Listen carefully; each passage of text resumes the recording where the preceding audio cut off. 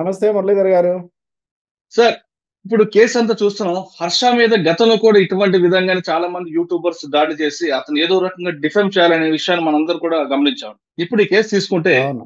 అమ్మాయి చాలా స్పష్టంగా 2022లో తనకు పిలిపించి మత్తు మందు కలిపి తనపై అత్యాచారం చేశాడని అంటూ కొన్ని సెక్షన్లు కూడా ఆమె కంప్లైంట్ లో చాలా స్పష్టంగా చెప్తున్నారు. ఆవిడ blackmailing, sexual assault, rape, cheating, extortion, defamation అంటే ఇన్ని రకాల సెక్షన్లు ఇన్ని రకాలుగా తనను వేధించాడు కాబట్టి ఇవన్నీ కూడా ఇంప్లిమెంట్ అవుతాయంటూ హర్ష మన బాధితురాల తరపున అడ్వకేట్ గారు పోలీస్ స్టేషన్ ఫిర్యాదు ఇవ్వడం, ఆ కంప్లైంట్ కాపీలో డీటెయిల్ గా ఉంది.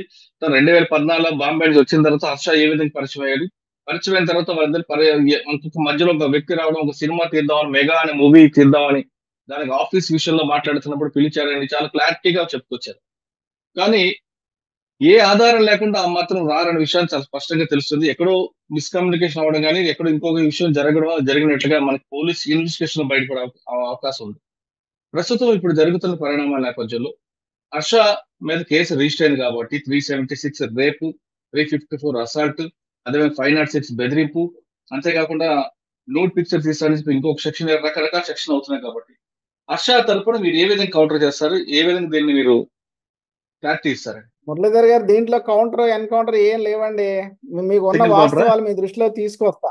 ఆ, ఓకే, ఉన్న వాస్తవాలు మీ దృష్టిలో తీసుకొస్తా. చెప్పండి. ఏంటంటే, ఇప్పుడు హర్ష అన్న అబ్బాయి మీరు చెప్తున్నట్టుగానే చాలా చిన్న స్థాయి నుంచి ఈ పరిస్థితికి వచ్చాడు. అత్యంత పవర్ఫుల్ ఇన్ఫ్లుయెన్సర్ గా కోట్లాది మంది ఫ్యాన్ బేస్డ్ ఉన్న హీరోగా అతను ఎదిగాడు. ఇప్పుడు అవును. వాళ్ళు రాసిన కంప్లైంట్లో ఇప్పుడే మా చేతికి వచ్చిన ఈ కంప్లైంట్ ని చాలా స్పష్టంగా చదివితే వాళ్ళే చెప్తున్నారు 22 సంవత్సరంలో ఒకళ్ళ ద్వారా హర్షాన్ని వెళ్ళి కలిసామని. ఇప్పుడు ఆ ఎవరైతే ఒక టీవీ యాంకర్ తీసుకెళ్ళి పరిచయం చేసిందో అప్పుడు యూట్యూబ్లో ఒక వీడియో డ్యాన్స్ చేయడానికి వెళ్ళిన వీళ్ళు ఆ హర్ష ఒప్పుకోలేదు, అలాంటివి నేను చెయ్యను అని చెప్పాడు. ఇప్పుడు ఓకే. మళ్ళీ నెక్స్ట్ వాళ్ళు ఒక సినిమాకి ఇతని ఫ్యాన్స్ని ఇతని ఇన్ఫ్లుయెన్స్ని వాడుకొని సరే ఒక సినిమా చేద్దామన్న ఒక ఉద్దేశంతో హర్ష దగ్గరికి వీళ్ళు వచ్చారు. ఇప్పుడు ఓకే. హర్ష దగ్గరకు వచ్చి ఇప్పుడు వాళ్ళ కంప్లైంట్లో కూడా వాళ్ళు చెప్పేది కూడా మనకి స్పష్టంగానే కనిపిస్తుంది. అయితే ఇప్పుడు ఆ, ఇప్పుడు దీంట్లో 4 అంశాలు విడివిడిగా చేద్దాం సార్. ఓకే అండి, చెప్పండి. ఒకటి, ఇది ఇది ప్రేమ, ఉమ్, లేకపోతే ఇది పెళ్ళా, ఇది రేపా, లేకపోతే ఇది మనీ ఎక్స్ట్రాక్షనా, ఇలా నాలుగు రకాలుగా మనం ఒకసారి డిబేట్ చేద్దామండి. ఓకే. ఇప్పుడు మీరు ఆడియో విన్నారు కదా, ఆ అబ్బాయి ప్రేమ అంటే ఈ అమ్మాయి పట్ల ప్రేమగా ఉన్నాడా, ప్రేమించాడా లేదా, చాలా స్పష్టంగా వివరంగా ఆ అబ్బాయి ప్రేమించట్లేదు, ఆ అమ్మాయి ప్రేమను వ్యతిరేకిస్తున్నాడు అన్నది చాలా స్పష్టంగా ఉంది. ఓకే. ఇంకా దానికి అలాంటి వీడియోలు చాలా వందలు ఉన్నాయండి. వాళ్ళ మధ్య జరిగిన ఇన్సిడెంట్లు అవన్నీ బహుశా చాలా తక్కువ మీడియా దగ్గరకు వచ్చిందని నేను అనుకుంటున్నా. అవన్నీ అంటే వీఆర్ ఆ గోయింగ్ ఆ టు ఫైల్. వీడియో గానీ ఆడియో గానీ అది మ్యానిపులేటెడ్ అంటూ వాళ్ళ తరఫు వాళ్ళు అంటున్నారు. దానికి కూడా చెప్తానండి. ఇప్పుడు ఉన్న latest technology, artificial intelligence technology ఇంకోటి వాడితే అది అది ఫ్యాబ్రికేటెడ్ అని తేల్చడానికి ఎక్కువ టైం ఏం తీసుకోరు సార్. ఇప్పుడు ఉన్న పరిస్థితుల్లో ఆ ఒక్క అవును. ఎవిడెన్స్ బ్రేక్ చేస్తే ఈ అబ్బాయి అబద్ధం ఆడుతున్నాడు అని తేలిపోద్ది. So okay. ఇప్పుడు ఎట్టి పరిస్థితుల్లో ఆ విషయంలో వాళ్ళు మాట్లాడేది 100% అబద్ధం. రెండో పాయింట్, పెళ్లి అంటున్నారు. అసలు వాళ్ళు రాసిన కంప్లైంట్లోనే ఆ అమ్మాయి వయసు 32 ఉందండి. మనం ఉమ్, మన హిందూ వ్యవస్థలో, మన ఇండియన్ మ్యారేజికల్ సిస్టంలో అసలు ఇప్పుడు మాకు తెలిసి ఆ అమ్మాయి వయసు 35 ఏళ్ళు ఓకే. మాకున్న ఇన్స్ట్రక్షన్స్. అసలు ఈ ఉహు. అబ్బాయి వయసు 24 ఏళ్ళు. అసలు ఇది అంటే పెళ్లి ప్రేమకి పెళ్లికి వయసుకి సంబంధం ఉంది కదండి. నే కరెక్టేనండి. ప్రేమ గుడ్డిదే, నేనేం కాదంటలేదు, కానీ అసలు ప్రేమే లేదు ఇక్కడ. ఓకే. ప్రేమే లేని సిచ్యుయేషన్లో ఇక పెళ్ళి ఏంటి? సరే, సో పెళ్ళి అనే పాయింటే లేదు. ఇకపోతే కమింగ్ టు సెక్షువల్ అబ్యూజ్ అండి. ఇప్పుడు వాళ్ళు ఎంత చిత్రంగా, ఎంత చండాలంగా, ఎంత దరిద్రంగా రాస్తున్నారు, ఎంత రాశారండి. ఇప్పుడే చూసా జస్ట్. ఏంటో రూముకు పిలిచారు, కూల్ డ్రింక్ ఇచ్చాడు, మత్తు ఇచ్చాడు, ఫిజికల్ అబ్యూజ్ చేశాడు, దాన్ని రికార్డు చేశాడు. ఏమైనాయండి రికార్డులు? అవన్నీ హర్షాదలు ఏమై ఉంటాయి కదా. ఎందుకు ఇప్పుడు హర్ష దగ్గర ఉంటే ఈవిడ దగ్గర ఏమైనాయి? హర్ష దగ్గర ఉంటే అంటే ఈవిడికి తెలియాలి కదా. ఇప్పుడు ఈవిడ పెడుతున్న ఎవిడెన్స్ మీరు క్లియర్గా చూడండి. ఒక అమ్మాయి, ఒక అబ్బాయి. ఇప్పుడు దీన్ని బట్టండి ఏ సినిమాలో యాక్ట్ చేసిన ఏ ఇద్దరి మీదైనా రేప్ కేసు పెట్టొచ్చని అర్థం అవుతుందండి. ఎందుకంటే నుంచొని, కూర్చొని, పడుకొని, రకరకాల దాంట్లో ఇప్పుడు బాడీ లాంగ్వేజ్లు ఉంటాయి సార్. ఇక అవును. మరి ఇప్పుడు వాళ్ళందరూ రేపిస్టులేనంటారా రేపు ఫ్యూచర్లో? సో అంటే అది రేపిస్ట్ అని అసలు కాదండి. ఇంటర్ కోర్స్ జరిగిందని ఆమె చాలా స్పష్టంగా చెప్తుంది కదా కంప్లైంట్ లో. కొహాబిటేటెడ్ అన్న మాట రాసింది, కొహాబిటేషన్ అంటుంది, పలుమార్లు అంటుంది. అవన్నీ నేను ఇప్పుడు the way they have return in the complaint చాలా అంటే ఎలా ఉందంటే ఏదైనా సరే నమ్మబుల్గా రీజన్ మినిమం ఎవిడెన్షియరీ వాల్యూతో ఉండాలండి ఏదైనా. అసలు అసలు నమ్మే పరిస్థితి ఉందండి? అంటే ఆమె సరే ఒక అది కూడా మహిళ. సార్ ఒక్క నిమిషం అండి. ఒక మహిళ ఎప్పుడు కూడా ఇంటర్ కోర్స్ తనకి చేశాడని బయటకు వచ్చి చెప్పుకోరు. కానీ ఆమె చెప్పిందంటే అక్కడ ఏదో అంటే ఇష్యూ ఉండుంటది. అంటే సాధారణంగా నిజం నిప్పు లేదా పొగ రాదు కదండి. ఏదో ఒకటి ఉండుంటది అక్కడ. పొగలేందే నిప్పు రాదు, నిప్పు లేకుండా పొగ రాదండి. అందుకనే ఇప్పుడు ఏమంటే ఇందిట్లో నిజం ఏంటంటే ఇతను హీరో అండి. ఇందిట్లో ఓకే. నిజం ఏంటంటే ఇతనికి కోట్ల కోట్ల మంది ఫాలోయింగ్ వ్యూసులు. ఉందండి. అవును. ఉందండి. ఇంకా నిజం ఏంటంటే ఇతను ఇన్నోసెంట్ అండి. నిజం ఏంటంటే ఇలాంటివన్నీ ఇతనికి తెలియదండి. ఇలాంటి కుళ్ళు, ఇలాంటి కుతంత్రాలు, ఇలాంటి విషవలయాలు ఉంటాయన్న ఇతనికి తెలియదండి. అయితే అంటే ఇప్పుడు సాధారణంగా నేనేమంటున్నానంటే సాధారణంగా ఎప్పుడైతే సస్పెక్ట్ వచ్చారో వాళ్ళ అడ్వకేట్ అదే రకంగా మాట్లాడతారు. తెలుసు అని ఎవరంటారు కదా. అంటే నేనేం కాదంటలేదు మిమ్మల్ని. కాకపోతే మనీ ఆస్పెక్ట్‌కి వద్దామండి. ఇప్పుడు ఉమ్. మీ అందరికి మాకంటే కూడా మీకు చాలా స్పష్టంగా తెలుసు. హర్ష సాయి అనే అబ్బాయి ఒక 30 సెకండ్స్ వీడియో గనక చేసి పోస్ట్ చేస్తే, ఈ సోషల్ మీడియాలో గాని ఏదైనా ప్రమోట్ చేస్తే ఎన్ని ఎన్ని ఇప్పుడు ఈళ్ళు చెప్పడమే 1,00,00,000, 2,00,00,000 వస్తాయి అంటున్నారు కదండీ! అవును. మరి ఈళ్ళ ప్రకారం రోజు 2, 3 వీడియోలు తీసుకుంటే ఎంత డబ్బు సంపాదించాలండి? ఆ అబ్బాయి ఇప్పుడు వాళ్ళ కంప్లెయింట్‌లో చూస్తే 50,00,000 ఇచ్చామని రాశారు. అవునండి. ఇప్పుడు చూస్తేనేమో 2,00,00,000 అంటున్నారు. అంటే ఈ అంటే ఈ 50,00,000 ఇదంతా ఒకసారి 2,00,00,000 ఒకేసారి కాకుండా దశల వారీగా ఇచ్చామనేది వాళ్ళు ఎస్టాబ్లిష్ చేయలేకపోయారు. సార్ ఈ రోజున 2,00,000 దాటితే యాజ్ పర్ ఇన్‌కమ్ టాక్స్ అన్ని బ్యాంక్ జనరల్‌గా జరగాలి. I'm not denying the black money and all. అయితే యా. ఒక్క రూపాయి అయినా త్రూ ప్రాపర్ ఛానెల్‌గా ఇచ్చినట్టుందా? మీరొక్కసారి మనసు పెట్టి ఆలోచించండి మురళీధర్ గారు. అంటే కంప్లైంట్ లో రాసి తర్వాత స్టేట్మెంట్ అప్పుడు ఎవిడెన్స్ ప్రొడ్యూస్ చేయొచ్చు కదా. అప్పుడే చూపించాలని చేయొచ్చు. రూల్ ఏం లేదు కదా. చేయొచ్చు. నేను ఒప్పుకుంటానండి. FIR is not an encyclopedia. నేను అవును. ఒప్పుకుంటా. కానీ ఉమ్. మినిమం ఎవిడెన్షియరీ వాల్యూ కూడా ఉండాలి.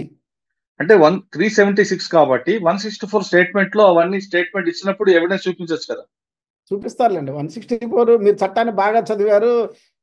మీరు చాలా అవన్నీ వస్తాయండి. అయితే మీరు చూస్తే హర్ష సాయికి ఈ అవసరం లేదు. హర్ష ఓకే, సాయి అది మీరు చెప్పండి. నిజంగానే హర్ష సాయికి ఇప్పుడు ఇలాంటి చిల్లర పనులు చేసి ఎందుకంటే చూడండి ఇన్ని వేల వీడియోలు చేశాడుగా మురళి గారు. మీరు బాగా ఆ, గమనించండి. ఒక్క దాంట్లోనైనా సరే హర్ష సాయి ఎవరితోనన్నా పరుషంగా మాట్లాడినట్టు కానీ, ఇండీసెంట్గా ఉన్నట్టు కానీ, లేకపోతే వ్యతిరేకించినట్టు కానీ, ఖండించినట్టు కానీ ఇన్ని వందల వీడియోలు అతను విమర్శిస్తూ వస్తున్నా కూడా ఎక్కడా కూడా ఆ బిడ్డ ఎవరిని ఖండన కూడా చేయలేదండి. అవును. కేవలం విశాఖపట్నంలో కోర్టులో దావా వేసి డిఫమేషన్ వేసి కూర్చున్నాడు తప్ప అతను చట్ట వ్యతిరేక మనిషి కాదు. చట్ట వ్యతిరేకం చేయలేడు సార్ అతనికి అసలు అవ్వదు. ఇప్పుడు అతనికి ఉమ్. ఉన్న ఫాలోయింగ్ లో నిజంగానే ఒక అమ్మాయో ఒక స్త్రీ సాంగత్యమో కావాలంటే ఇప్పుడు అతనికి ఉన్న ఫాలోయింగ్ కి అతన్ని పెళ్లి చేసుకోవాలని రకరకాల ఎన్ని ఆఫర్లు ఉంటాయో మీరే ఆలోచించవచ్చు. సో ఇది 100% 4 నెలల నుంచి జరుగుతున్న అనేక రకాల కుట్రలో ఆఖరి ప్రయత్నం సార్ ఇది. ఓకే, ఒకసారి ఎందుకంటే అతను 4 నెలలు. గట్టి సార్ ఒక్క నిమిషం అండి. 4 months నుంచి ఈ మొత్తం జరుగుతుంది. లాస్ట్ స్టెప్ లో కంప్లైంట్ వచ్చారంటున్నారు కాబట్టి 4 నెలల ముందు ఏం జరిగిందో ఒకసారి చెప్పండి. చెప్తానండి. ఫస్ట్ ఇతను బెట్టింగ్ యాప్లో ఆడతాడు అని ఒక పేలర్ వదిలేరండి. ఉమ్. దాంట్లో ఫెయిల్ అసలు అయిపోయాడు. కాదండి. సార్ సార్ వీళ్ళిద్దరి చెప్పండి. పరిచయం ఎక్కడ జరిగిందా? నాకు చెప్తున్నట్లుగానే జరిగిందా ఇంక వేరేగా జరిగింది? 100% కంప్లైంట్ లో ఉన్నట్టుగానే జరిగిందండి. వాళ్ళు రాసిన కంప్లైంట్ లో అక్కడక్కడ మర్చిపోయి కొన్ని నిజాలు రాశారు సార్. ఆ, ఏంటో అదే ఇప్పుడు అది ఎక్కడ రివీల్ చేయకూడదా? అంటే దాన్ని కూడా ఇంకోలా ప్రొజెక్ట్ చేసుకునే పరిస్థితి. సరే, ఏది ఏది ఏమైనా మురళి గారు ఈ ఉమ్. ఈ అబ్బాయి 2022న ఈ ఒక టీవీ యాంకరే వైజాగ్ హైదరాబాద్ లో నేను I don't want reveal her name ఒక టీవీ ఓకే. యాంకరే తీసుకొచ్చి ఆ అమ్మాయికి ఒక మంచి ఉద్దేశంతో ఈ అబ్బాయి యూట్యూబ్ స్టార్, ఈ అమ్మాయి ఏదో బిగ్ బాస్ ఇవన్నీ ఏదో ఉంటుందని పరిచయం చేసింది. ఓకే. అది అది ట్రూ. ఆ పరిచయం వల్ల ఆ పరిచయం ఇంత పరాకాష్ఠకు వచ్చి ఈ అబ్బాయి ఈ పరిస్థితికి వచ్చింది. అంటే ఇంత సరే కొంచెం ఒక ఫ్రెండ్షిప్ ఉంది అనుకుందామండి. ఉమ్, కాదనట్లేదు. ఉమ్. ఈ ఫ్రెండ్షిప్ ముసుగులో కూడా కొంతమంది అబ్బాయిలు కూడా దారి తప్పే వాళ్ళు చూస్తుంటాం. అమ్మాయిలు కూడా ఈ విధంగా కొంతమంది బ్లాక్ మెయిల్ ఈ విధంగా కాదు కొంతమంది బ్లాక్ మెయిల్ చేసే కేసులు కూడా మీరు చూస్తుంటారు. చూసారు. ఆ రెండు పక్కన పెడదాం. వీళ్ళిద్దరి మధ్య కేవలం పరిచయంగానే ఉందా, లేదా లవ్ ప్రపోజ్ చేస్తున్నట్టుగా ఆడియో ఉంది. దానికి అంటే ఫస్ట్ లో ఆమె చేసి ఉండొచ్చు, తర్వాత ఈయన యాక్సెప్ట్ చేసి ఉండొచ్చు. ఈయన యాక్సెప్ట్ చేసిందని ఇక్కడ లేదు కదా. 100% ఇతని వైపు నుంచి లవ్ ప్రపోజల్ కానీ యాక్సెప్టెన్స్ కానీ ఏం లేదండి. ఓకే. అసలు ఫిజికల్ అబ్యూజ్ అనే క్వశ్చన్ డజంట్ అరైజ్ అండి. కారణం ఏంటంటే అంత అవసరం ఏముందండి ఇతనికి. మరి ఇప్పుడు ఎందుకండి ఒక ఇతనికి ఫ్రెండ్షిప్ ఇతనికి చిరంజీవి గారు వీళ్ళిద్దరి మధ్యన కేవలం ఫ్రెండ్షిప్ ఉన్నప్పుడు చెప్పండి. ఇంత స్థాయి వరకు ఎందుకు వస్తుందండి? పీక్ స్టేజ్ కదా అది. సార్ ఇది ఇది ఇది it is a part of money extraction అండి. రైట్. ఏమిటి ఎక్స్ట్రాక్షన్ అంటే ఇప్పుడు ఈ అమ్మాయి బిజినెస్ అంటున్నారు కదండి. ఏమిటి బిజినెస్ అండి? ఇప్పుడు ఈ అమ్మాయి చేసే బిజినెస్ ఏంటి? మీ దృష్టికి ఏమన్నా వచ్చిందండి? ఇప్పటికి ఇప్పుడు చాలా డిబేట్లు జరుగుతున్నాయి. ఇప్పుడు ఏం బిజినెస్ చేస్తుందంటారు అసలు? ఏం బిజినెస్? ఏదన్నా మామూలుగా ఏదన్నా క్లాత్ బిజినెస్ చేస్తుందా? లేకపోతే ఇంకేమైనా కన్స్ట్రక్షన్స్లో ఉందా? దేంట్లో ఉంది? ఈవిడ అపర కోటీశ్వరరాలు ప్రొడ్యూసర్ ఎందుకు చేస్తుంది అనేది ఇంకొక వితండవాదం కదా అంటున్నారు. అసలు ఈ అమ్మాయి తిరిగే కారు ఏంటి? ఉండే ఇల్లు ఏంటండి? ఈ అమ్మాయికి ఏమైనా హైదరాబాద్లో ఏమైనా సొంత ఆస్తులు ఉన్నాయా? పోనీ ఇంతకు ముందు ఏమన్నా ఘనమైన చరిత్ర ఉండి ఒక అద్భుతమైన సినిమా ఏమైనా తీసిందండి ఈ అమ్మాయి? పోనీ ఏమైనా వెబ్ సిరీస్ చేసిందా? ఏం లేదు కదా. సినిమా నిర్మాత అవ్వాలంటే డబ్బులే అవసరం లేదండి. బాగా లేదంటే మంచి ప్రొడ్యూసర్. నేను ఎగ్రీ చేస్తానండి. డబ్బులే ఉండక్కర్లేదు. ఇప్పుడు ఆ డబ్బులు లేనితనం ఉంది ఇప్పుడు ఇక్కడ. అంటే ఇక్కడ ఫైనాన్షియల్ ఉండొచ్చు కదండి. ఇప్పుడు ఎవరు వస్తారు అమ్మాయికి సినిమా తీయాలని కోరుకుంది, అందులో ఉంది. హర్షకి సినిమా తీయాలని హీరోగా చేయాలని ఉంది. మెగా ఉంది. ఆ సినిమా హిట్ అయితే డబ్బులు వస్తాయి, ఆ ఫైనాన్స్ అన్ని తీర్చొచ్చు అని ఒక ఇంట్రెస్ట్ ఉండొచ్చు. ఉండొచ్చు సార్. కానీ ఇప్పుడు ఆ అమ్మాయికి సరిపడిన దీంట్లో ఆ అమ్మాయి దగ్గర మినిమం పెట్టుకునే డబ్బులు కూడా కనపడిన పరిస్థితి అండి. ₹1,00,00,000 ఇస్తానన్న అమ్మాయి చిల్లిగా ఇవ్వలేదు. దాంట్లో ఈ అబ్బాయి ఇప్పటికైనానండి ₹1 ఫలానా విధానంగా ఏదైతే ఇప్పుడు ఏముంది సార్ లేటెస్ట్. పూర్వం అంటే మనం పోస్ట్ ఆఫీస్కి వెళ్ళి ఎంఓ చేసుకోవాలి. ఇప్పుడు ఏముందండి ఇలా క్లిక్ అంటే డబ్బులు వెళ్ళిపోతున్నాయి. ఫోన్ పే, జీపే, ఆపే, ఈపే, ఆర్టీజీఎస్ ఎనీ రూపాయి, ఈవెన్ ₹1 ఇచ్చినట్టు ప్రూవ్ చేయమనండి సార్. సింగిల్ రూపీ ఏమీ లేదు. ఇది ఏం లేదు సార్. ఇది బ్లాక్మెయిల్ లేదు సార్. ఫస్ట్ ఏమో బెట్టింగ్ యాప్స్ అన్నారు. తర్వాత తను చేసే వీడియోలన్నీ ఫేక్ అన్నారు. ఆ ముంబైలో జరుగుతుంది ఇవన్నీ అబద్ధాలు అన్నారు. అన్నీ ఫెయిల్ అయిపోయారు సార్. రకరకాల ప్రయత్నాలు చేశారు ఈ అబ్బాయి దగ్గర నుంచి డబ్బు ఎక్స్ట్రాక్ట్ చేయడానికి. అన్ని ప్రయత్నాలు విఫలమైన మురళి గారు మీరు నమ్మాలి. This is the last heinous act. Okay sir, ఈ అమ్మాయి చేస్తుందా? This is nothing but the occupational hazard Muralidhar గారు. ఎందుకంటే ఇప్పుడు మీ దగ్గర కూడా చాలా మంది గర్ల్స్ పని చేస్తూ ఉంటారు, స్త్రీలు ఉంటారు, మా దగ్గర జూనియర్స్ ఉంటారు. ఇప్పుడు ఎవరైనా మనతో క్లోజ్గా ఉన్నోళ్ళు వచ్చేసి నన్ను అది చేశాడు ఇది చేశాడంటే ప్రస్తుతం ఉన్న రోజుల్లో సింపుల్గా మనం ఏమి అందుకనే అన్ని సర్వైలెన్స్ మధ్య బతకాల్సిన పరిస్థితి వచ్చిందండి. ఇప్పుడు ఎటు చూసినా మాకు కూడా టీవీలే సార్. ఇప్పుడు ఓకే, హర్షకి కంప్లైంట్ ఇచ్చిన అమ్మాయి ఆమె ఇండిపెండెంట్ ఇచ్చింది అనుకోవాలా, లేదా ఆమె వెనక ఎవరైనా ముందు పెట్టి నడిపిస్తున్నారు అనుకోవాలి? కనిపిస్తున్నారు కదా సార్ అంతా క్లారిటీగానే. ఒక లాయర్లు, వ్యవస్థ, విధానం అంతా కనిపిస్తుంది. కాకపోతే మాకు యాజ్ ఫార్ యాజ్ మాకున్న ఇన్స్ట్రక్షన్స్ ఏంటంటేనండి, ఇప్పటివరకు నడిపించిన వాళ్ళందరికీ ఈవిడే హెడ్ అని. ఓకే. అంతేకాకుండా ఈవిడ పక్కన మరి ఎవరో బాల అని ఒక అతను ఉన్నాడటండి. అవునండి, ఆయనే పరిచయం చేశాడని రాస్తుంది కదా. ఈ కంప్లైంట్ లో ఉన్న బాల అతనే అయి ఉంటాడు. అయితే బాలచంద్ర. ఈ బాలచంద్రదే ఇదంతా ఈ బిహైండ్ ది స్క్రీన్ అంటున్నారండి. ఇతను కూడా గతంలో ఏదో హీరోయిన్ వ్యవహారంలో పంజాగుట్టలో ఏదో పోలీస్ స్టేషన్లో అయిన కేసుల్లో కూడా ఇతను ముద్దాయని, ఈ అమ్మాయి కూడా చాలా చరిత్ర ఉందని ఇవన్నీ వస్తున్నాయి సార్. మరి ఇంకా నా దగ్గర ఫుల్ రికార్డ్ రాలేదు, వస్తుంది. I will update. Okay sir, ఇప్పుడు నార్సింగ్ లో కేసు అయింది కాబట్టి ఇందులో హర్షని అరెస్ట్ చేస్తే వెంటనే బెయిల్ వచ్చే అవకాశం ఉందంటారా? హర్ష సాయిని అరెస్ట్ చేస్తే బెయిల్ వస్తుంది. అయితే వెంటనేనా కొద్దిగా టైమా అనేది థింగ్స్ విల్ డిసైడ్. అంటే ఇప్పుడు ఇందులో నోటీస్ ఇచ్చారు కూడా, రెస్పాండ్ అవుతారా మీరు? నోటీస్ ఇస్తే 100% రెస్పాండ్ అవుతాం కదండి. ఆల్రెడీ ఉప్పల్ పోలీస్ స్టేషన్లో నోటీస్ ఇచ్చారు, దానికి respond Uppal some betting case ఒక చిన్న కేసు, పనికిరాని కేసు. అది వేరండి, కానీ ఇందులో 376 కాబట్టి ఎవరు సార్, ఎవరు డైరెక్ట్ అరెస్ట్ ఉంటుంది, మనిషిని అరెస్ట్ చేసే పరిస్థితే. ఇప్పుడు కొత్తగా ఏంటంటే హర్ష పారిపోయాడు, హర్ష కనపట్టలేదు, హర్ష ఎక్కడికి పోలేదు, హర్ష మన మధ్య ఉన్నాడు. కొంచెం టైం తీసుకొని ఏం చేయాలి ఏంటి అనే ఒక చిన్న దీంట్లో ఉన్నాడు. ఖచ్చితంగా ప్రజల మనిషి, ప్రజల మధ్యలోనే ఉన్నాడు, ప్రజల మధ్యకు వస్తాడు. ఓకే. సార్ ఫైనల్ గా చెప్పండి. హర్ష సార్ తప్పు చేయలేదని మీరు నమ్ముతున్నారు కాబట్టి, ఒక తప్పు చేసినా ప్రొటెక్ట్ చేసే అవకాశం ఇది ఉంది కాబట్టి, ఏ తప్పు చేయలేదు హర్ష, కింద ఏగో ఇటువంటి ఎవిడెన్స్ ఉన్నాయని డైరెక్ట్ తీసుకొచ్చి పోలీస్ స్టేషన్ లో చూపిస్తే వాళ్ళు దాన్ని నమ్మి హర్షని నోటీస్ ఇచ్చి పంపే అవకాశం కూడా ఉంది కదా ఇందులో 376 లో. 100% ఉండదండి. ఉండదు. అంత పెద్ద పెర్ఫెర్నాలియా మన పోలీస్ డిపార్ట్మెంట్కి లేదు. ఎందుకంటే ఫస్ట్ ప్రైమా ఫేసి ప్రకారం మన ఇన్వెస్టిగేషన్లో కొన్ని వందల ఇన్వెస్టిగేషన్స్ చూసామండి. నేను ఐఎమ్ ఫ్రమ్ లాస్ట్ 30 years నేను క్రిమినల్ ట్రయల్, క్రిమినల్ జ్యూరిస్ప్రుడెన్స్ దీంట్లోనే ఉన్నానండి. దీంట్లో పోలీసులు ఇప్పుడు ఎలా చూసినా సరే పూర్తి నిజాన్ని ఈ స్టేజ్లో చేయలేరు, వీళ్ళు తేల్చలేరు. అంటే ఇందులో ఒకటే సార్, అంటే మీకు చెప్పేంత గొప్పవాడిని కాదు కానీ, చెప్పండి అరెస్ట్ మురళి గారు. అరెస్ట్ అనేది మ్యాండేటరీ కాదు. ఉమ్. అరెస్ట్ ఎప్పుడంటే అతను ఎస్కేప్ అవుతాడనో, సాక్ష్యాలు తారుమారు చేస్తాడనో, లేదా ఇంకొక రకంగా చేస్తాడనో ఐఓ భావిస్తేనే అరెస్ట్ తప్ప ఏ కేసులో కూడా అరెస్ట్ అనేది మ్యాండేటరీ కాదు కదా.